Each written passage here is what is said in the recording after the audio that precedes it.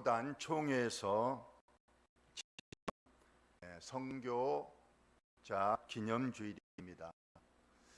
우리 교단에서는 매년 6월 마지막 주일을 순교자 기념주일로 지정해서 믿음을 지키기 위하여 목숨을 버린 순교자들의 신앙을 우리가 기리고 우리들도 믿음의 각오를 단단히 해서, 물론 지금은 이제 어떤 공산당이라든가 일제 그런 죽음을 위협해서 순교한 일은 없겠지만은 이 시대가 너무나도 믿음으로 무장하기에는 여러 가지 여건이 힘든 여건입니다. 오히려 총칼로 위협하는 것보다 더 믿음을 위협하는 이 죄와 또 세상의 쾌락들이 우리의 믿음을 시험합니다. 이럴 때일수록 우리가 순교자의 믿음을 꼭 본받아서 더 믿음의 생활을 잘 해나가는 우리 원목교회 또 우리 성도님들 다 되시기를 예수님의 이름으로 축원합니다.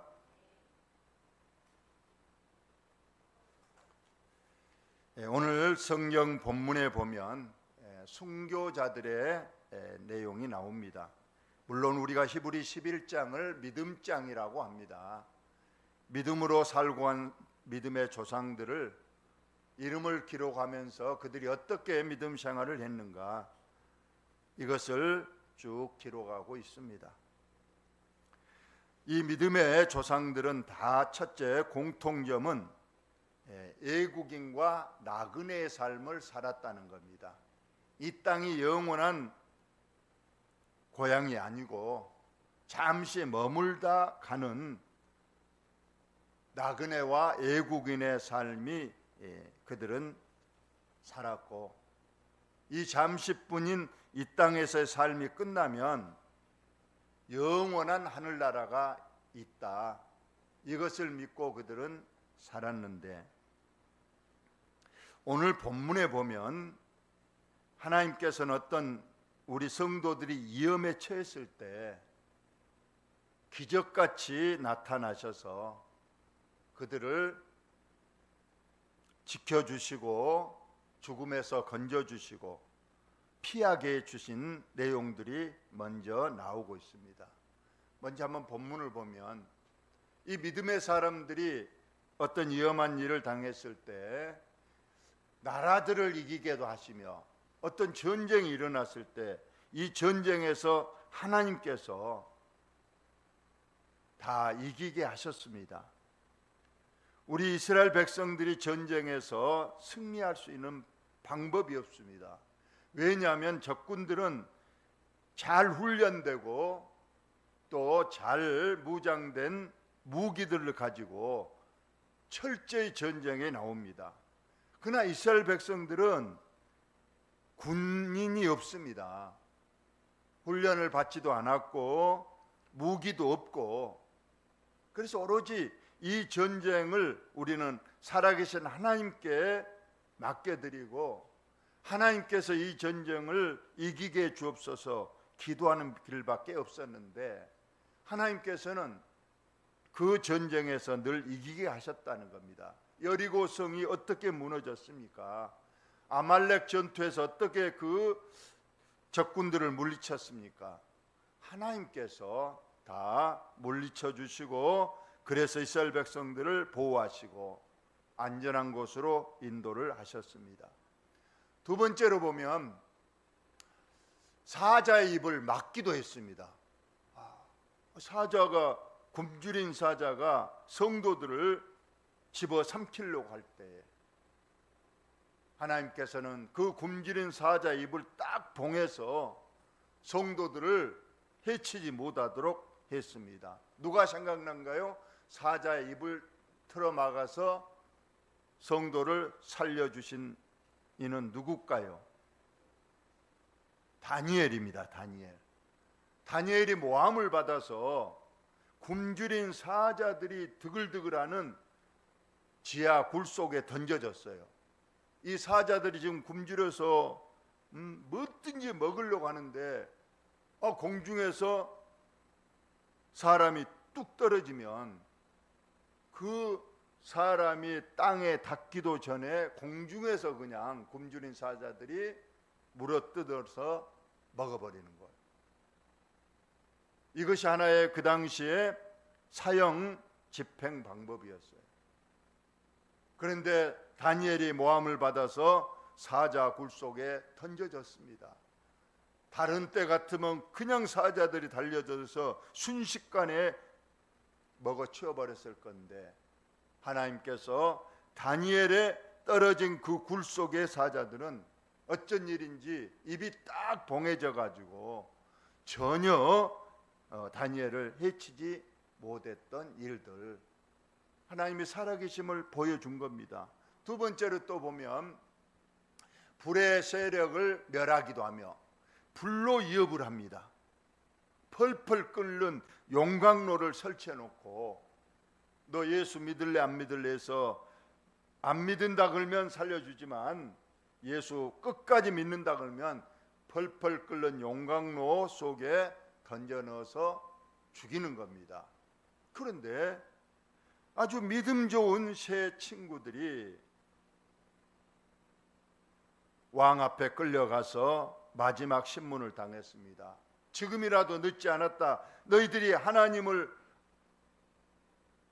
안 믿고 저 우상 앞에 절을 하면 살려주겠지만 끝까지 하나님을 믿는 믿음을 고집한다면 저 펄펄 끓는 용광로 불에 넣겠다 했을 때 이 믿음 좋은 세 사람은 우리는 절대로 하나님을 배반하지 않습니다. 우리가 저 용광로 불 속에 던져지면 살아계신 하나님께서 우리를 건져 주실 겁니다. 설령 하나님께서 건져 주지 않는다 할지라도 절대 우리는 믿음을 배반하지 않고 우리가 여기서 죽으면 천국 가는 것이고 하나님이 살려주시면 더 믿음 생활 잘할 겁니다 하고 믿음을 굽히지 않았더니 왕이 명령합니다. 저 세 친구들을 빨리 저 펄펄 끓는 용광로 물에 던져 넣어라. 던져 넣었더니 다른 사람 같으면 펄펄 끓는 용광로 들어가자마자 흔적도 없이 녹아버렸을 건데 바로 이 믿음 좋은 세 사람들은 던져 넣었는데 그 용광로 불이 이 세 사람을 전혀 해하지 못하고 세 친구들은 용광로 속에서 걸어 다니는 겁니다. 하나도 불에 그을리거나 전혀 불의 해함을 받지 않고 그래서 살아 움직이는 겁니다. 바로 누가 그랬느냐? 아까 사자 입을 틀어 막으셨던 그 다니엘의 세 친구들이 바로 불의 세력 속에서도 하나님이 기적적으로 그들을 보호하셔서 전혀 걸림 없이 해함도 없이 온전하게 그들을 지켜 보호하셨다. 이러한 말씀입니다. 이처럼 하나님께서는 구약 성경을 우리가 보면 많은 곳에서 이스라엘 백성들을 다 막아줍니다. 기적적으로.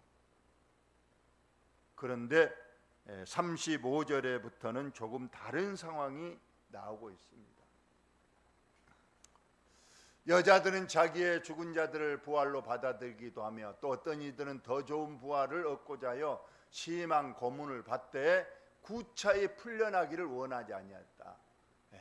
특히 여자들의 믿음이 아주 강했던 것 같아요. 여자들 너 예수 부인하면 살려주겠지만 예수 믿는다고 끝까지 고집부리면 오늘 너희들을 다 죽이겠다. 사자들로 통해서 하기도 하고 장작더미 위에 올려놓기도 하고 칼로 목을 자르기도 하고 이러한 속에서 여자들은 죽음을 당당히 받아들입니다. 그런데 이때는 다니엘이나 다니엘 세 친구들이나 그들이 하나님께서 기적같이 나타나셔서 죽음을 피해갈 수 있게 하신 그런 하나님께서 이번에는 나타나지 않은 겁니다. 여자들이 장작더미 위에 올려져서 불에 타 죽는데, 혹은 칼로 죽이는데, 사자들을 풀어서 그들을 죽이는데, 그 전에 하나님은 나타나지 아니하십니다. 그래서 그들은 처참하게 죽어가고 있는 모습을 말합니다.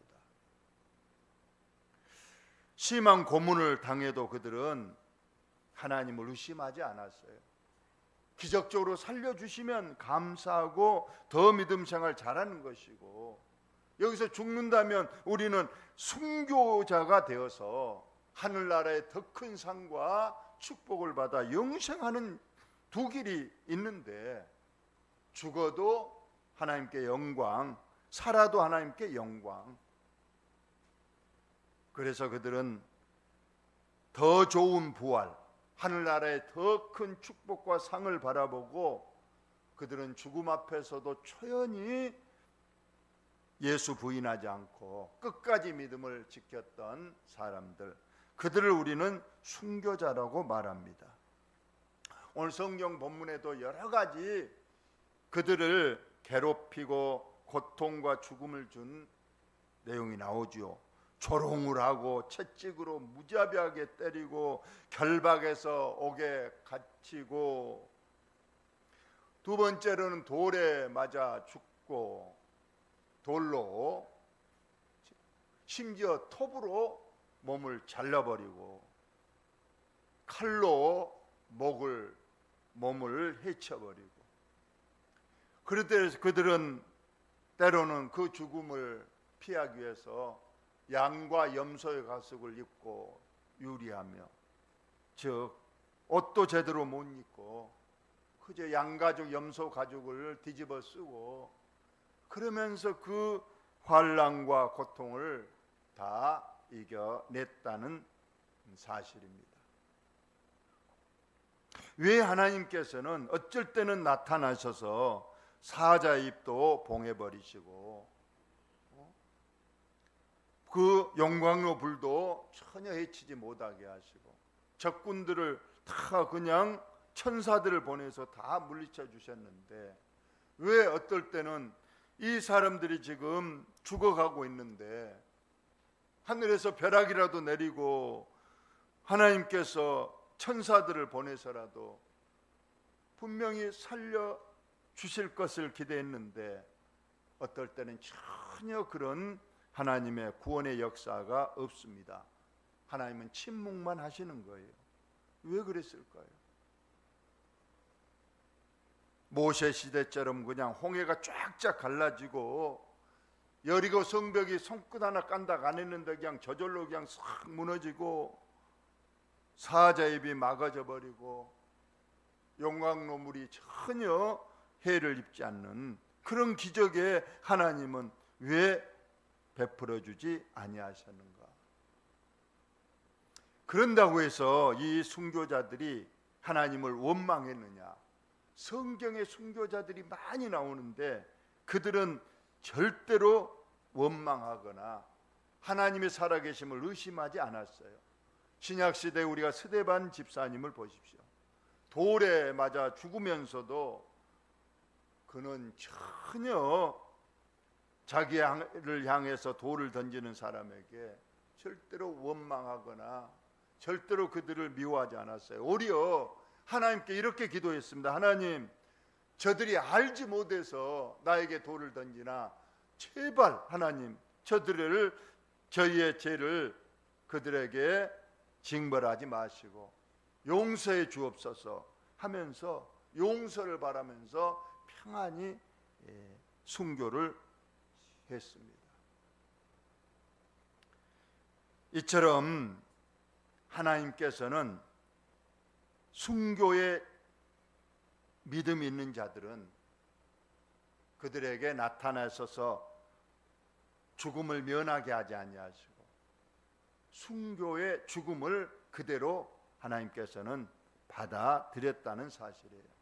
왜냐하면 이 땅에서 가장 귀한 것, 하나님 앞에 우리 인생 사람에게서 가장 귀한 것이 뭡니까? 목숨이에요. 그 목숨을 하나님 앞에 드린다는 거, 이것이 하나님께서 가장 기뻐하실 일이고 하늘나라의 가장 상이 큰 상이 바로 순교의 상입니다. 하나님이 안 계셔서 그들을 구원 안 해준 게 아닙니다. 하나님이 능력이 없어 그들을 죽음에서 건져주지 않는 겁니다. 원하시기만 하면 하나님께서 다니엘에게 보여주었던 그런 기적을 분명히 베풀 수도 있는데, 하나님께서는 뜻한 바가 있어서 그 순교자들을 그대로 순교하게 하십니다. 요한계시록 6장 9절에 보면 순교자들이 어디에 있느냐, 천국 제단 아래에 있다고 돼 있는데, 그 천국 제단 아래에 있는 순교자들의 영혼이 하나님께 이런 기도를 합니다. 하나님, 우리 억울하게 죽었는데 하나님 언제 우리의 원수를 갚아 주실렵니까 하고 하나님 앞에 간절히 하소연했을 때 하나님께서 하시는 말씀이 뭐였느냐?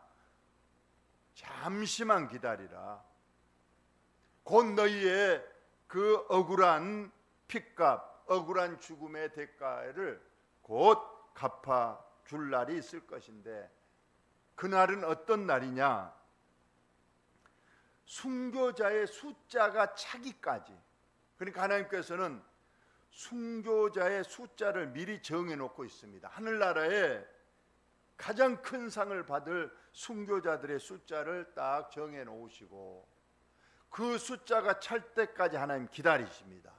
그리고 그 순교자 수가 차면 우리 주님이 구름 타고 이 땅에 오셔서 이 온 우주 만물을 다 심판하시고 이제 그 순교자들의 원한을, 그 순교자들의 억울함을 주님이 재림하셔서 다 풀어주신다고 말씀하면서 잠깐만 기다리라.